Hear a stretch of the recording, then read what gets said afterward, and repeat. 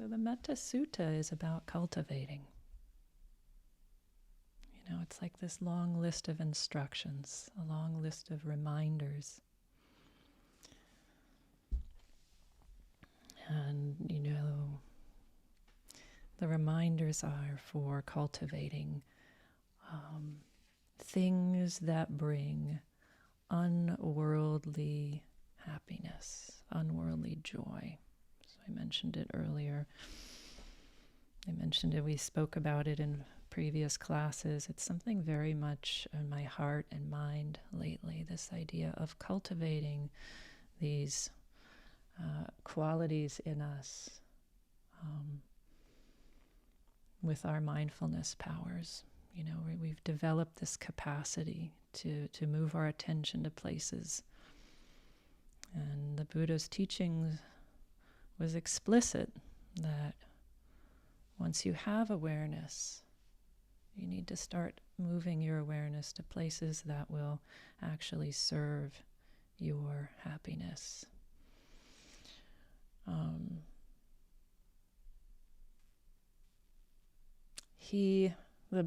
There was a list of quote unquote perfections. I won't spend a lot of time here, but it's interesting. I thought I would share it with you. They're called the 10 paramis. The 10 paramis, and these are these wholesome states that we can work towards on this path of seeking unworldly joys, and even more unworldly than unworldly joys. But anyway, you can look at these: generosity, morality, renunciation, wisdom, effort, patience, honesty, determination, metta, loving kindness, and equanimity. The 10 perfections.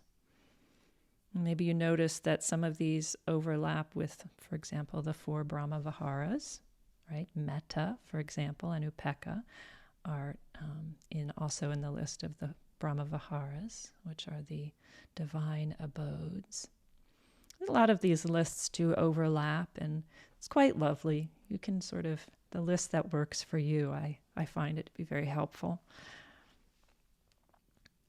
But I want to talk today about the first one, dana, generosity.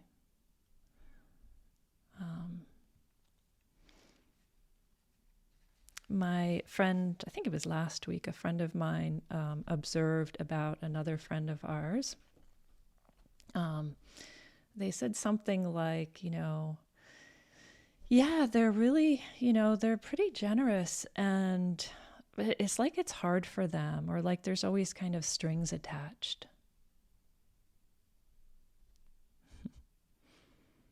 So this person is, and I couldn't disagree. I said, yeah, I kind of feel that, yeah. The person is generous, and you see that it's a little sticky for them. And what you notice, and you might feel this in yourself sometimes as well.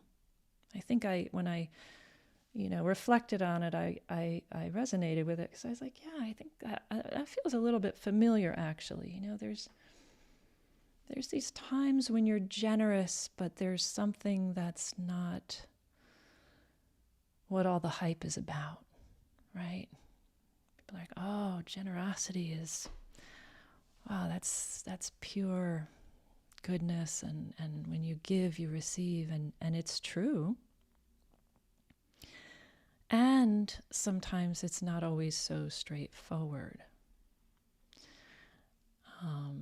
And I want to talk about this today, and start off by just reminding myself and you that, we're walking a path. This person is walking a path like us. And this generosity is really a practice. I know it's under the list of the 10 perfections, but we're not trying to be perfect. We're trying to practice something that's very wholesome for us. when we practice generosity.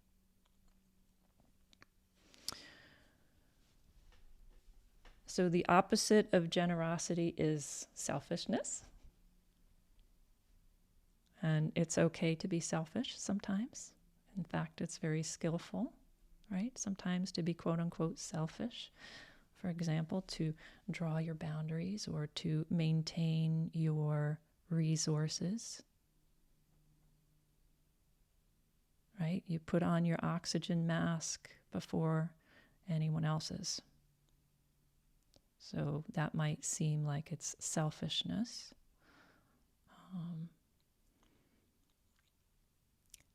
So generosity and selfishness, these energies that are in us, they each of them, they kind of manifest in us every day. This is very normal. You have moments where you need to preserve yourself, and then moments where you are, there's something in you that kind of wants to help out somebody. And they arise and they pass away. Neither one is fixed. Neither one is an identifier of who you are. Like I think it's, I'm generous. That's a very limiting view. I'm a human being with a lot of causes and conditions that made me who I am, and feelings of generosity arise in me and then they fade away, and feelings of selfishness arise in me and then they pass away. Just like every other phenomena in the universe, these things arise and pass away. In our practice, what we ask ourselves is, what do we want to cultivate? What do we want to cultivate? When we have the luxury of moving our attention, where would we like to move it to? And generosity is a primary source of unworldly joy. It behooves us to cultivate this practice. And one great example, I don't know if it's a great example, but one example that came to my mind as I was thinking about worldly joys versus unworldly joys. Like a classic worldly joy is enjoying a great meal. It's your five senses take in these pleasurable experiences, and you feel a little bit good for a little bit. Like everything else, then of course it goes away. So a worldly joy is based on these sense experiences, and an unworldly joy is based on these more deeper internal things. So if you think back to, so make believe last Friday you worked at a soup kitchen, and that takes a lot of effort. You went out, you worked at a soup kitchen, you cooked. Remembering that is probably considerably easier than remembering that great meal that you had the day before, something like that. Like eating a great meal, there's something about it that's kind of like, it's almost like you're going to have to go repeat it pretty quick in order to remember it. Whereas doing that generous act, it sticks inside of you somehow. You can really remember it.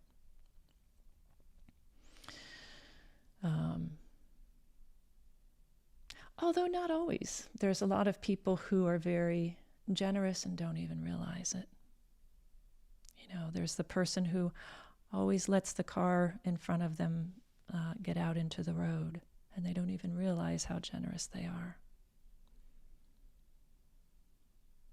And reflecting on your own generosity is also considered a very wholesome activity, according to the Buddha, and one that in modern culture is often looked at as being kind of self-serving. But he very repeatedly said it's very skillful to reflect on your acts of generosity. If you are the person who's always letting that car go in front of you, reflect on it. Know your goodness. So, types of generosity I want to just talk about quickly. In Buddha's time, he identified 3 types of dana. First is material, so money, or there are things that are easy to understand. Then he said generosity. The second type of generosity was giving of the Dhamma, so sharing his teachings. And the third was giving of courage. So, for example, you're in a boat in the storm in the ocean, and the waves are crashing all around you, and everybody on the boat is very scared. You can be that person who says everything's going to be okay. We'll get through this. Stay calm, everyone. This is a great act of generosity, according to the Buddha. I would add to his list that there's your attention, giving of your attention. Letting someone share with you is a great act of generosity. Providing your time, your support, and I would also add giving of your skills, so your service. People go and work for others, or they help out, things like that. So the thing I want to point out here is why does Buddha, so Buddha put practicing generosity at the very beginning of anything he did with a new practitioner. His instructions were, practice this. And why would that be? There's so many other things. You can practice metta, you can practice mudita, you can do all these other things, but dana was the very first thing that he instructed people on when they were first starting with him. And it's kind of funny, he started at the beginning because it leads to the end. Meaning, the end is ultimate release. Like we're looking for that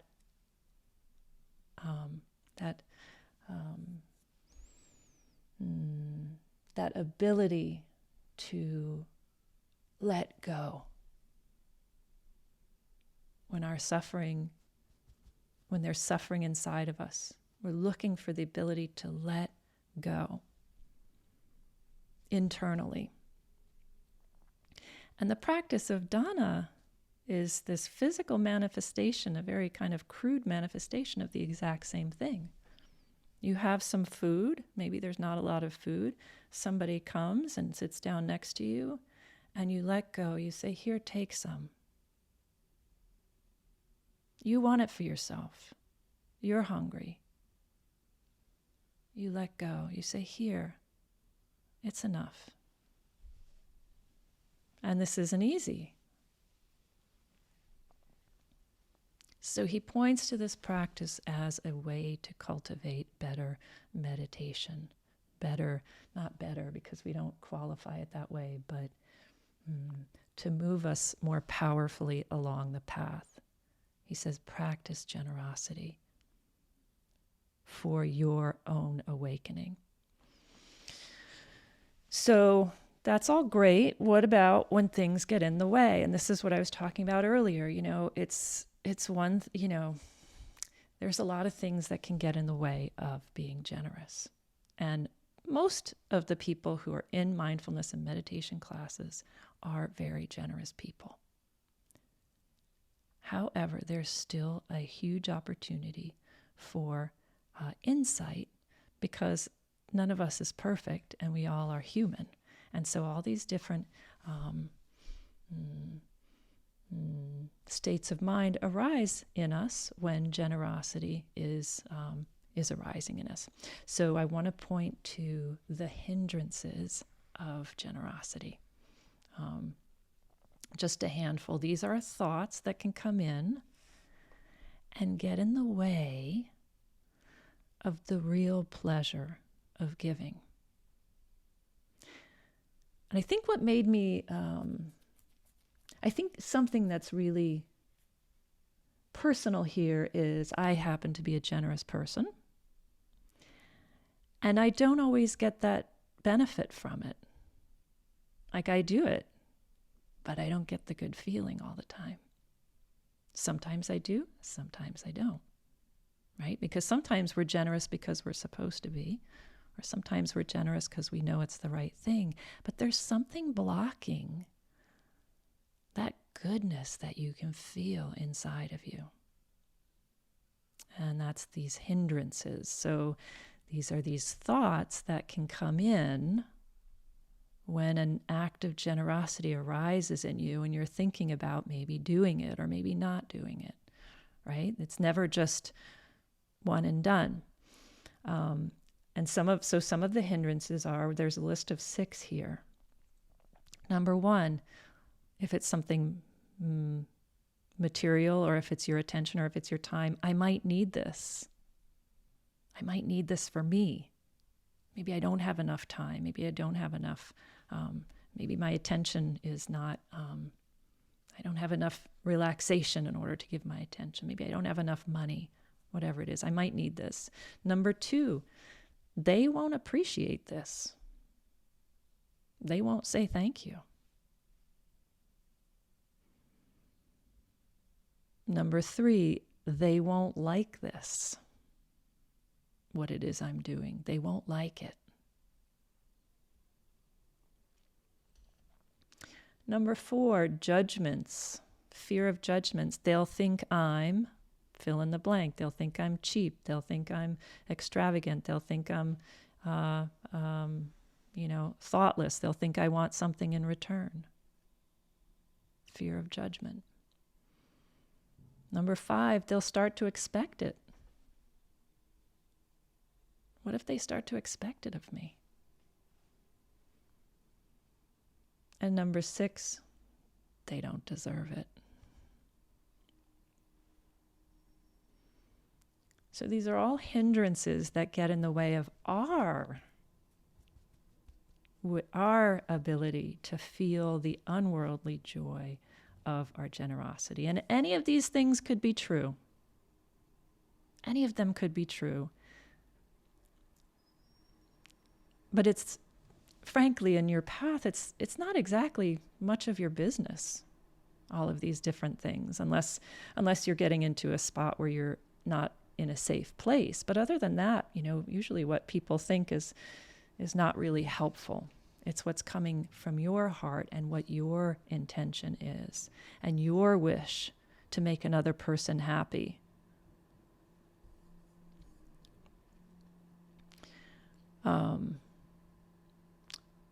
Which reminded me of this story by Sharon Salzberg that she shared about a time of generosity in her life that allowed her to have the opportunity to give without all the layers of hindrances, without all the layers of her own ego getting in the way of this joy that that we all can access when we're being generous.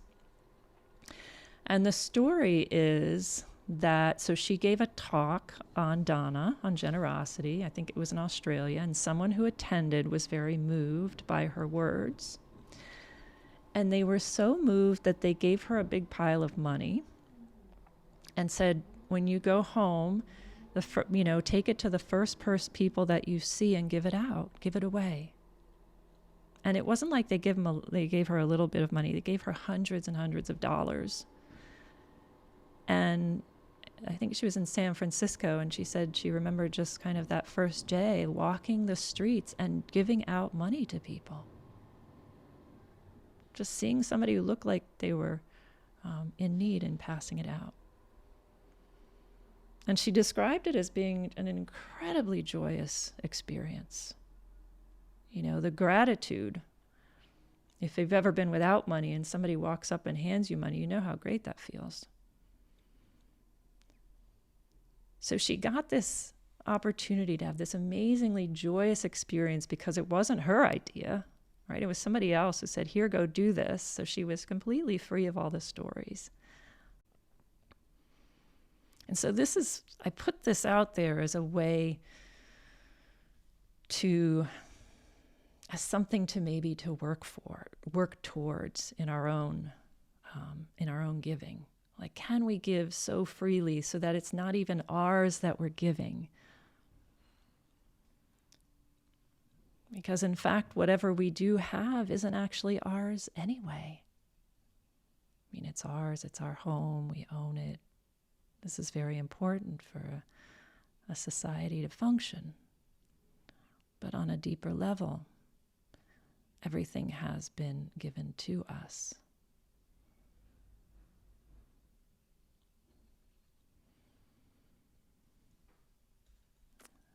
I want to share another hindrance that might be the strongest hindrance. And this is something I read. And I'll read it aloud to you now. In Buddhist cosmology, one of the realms, I'm not super familiar with this, but it's still a good story. One of the realms of being is that of the hungry ghosts.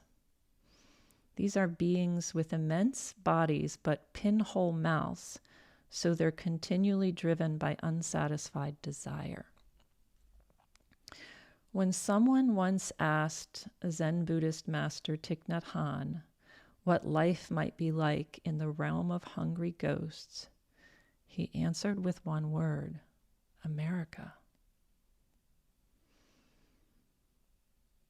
The culture we live in, the one that has conditioned us, does not prize yielding, giving up, letting go, relinquishing. In the Buddhist worldview, the entire conditioned reality in which we live is called samsara, the arising and passing away. The arising and passing away. This is our life. One of the amazing attributes of this is that no matter what we have or what's available to us, we know that somewhere out there there's always more. So the potential for dissatisfaction is infinite, because in this world of change, there's no end to arising and passing away, and the possibilities for comparing and wanting are endless.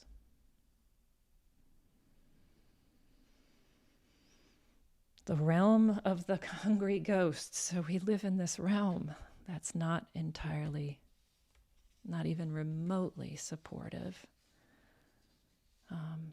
The broader culture. Now, luckily, we are very fortunate to be parts of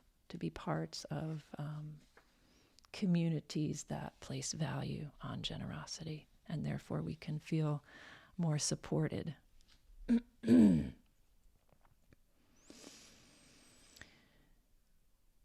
So, how do you make a mindfulness practice out of your natural inclination towards generosity? How do you turn it into a mindfulness practice? Right? How do you get intimate with your own natural feelings of generosity? How do you make friends with it in a really meaningful way? And I'll first point to Sharon Salzberg, who said that she, at some point earlier in her life, she made a resolution to follow up on any strong urge to give that came up within her. So if she had a strong urge to give, she would follow it up. So 2 things: how to make a mindfulness practice out of your natural generous tendencies. So number 1, observe the moments when a generous thought arises in you, and observe that impulse to give.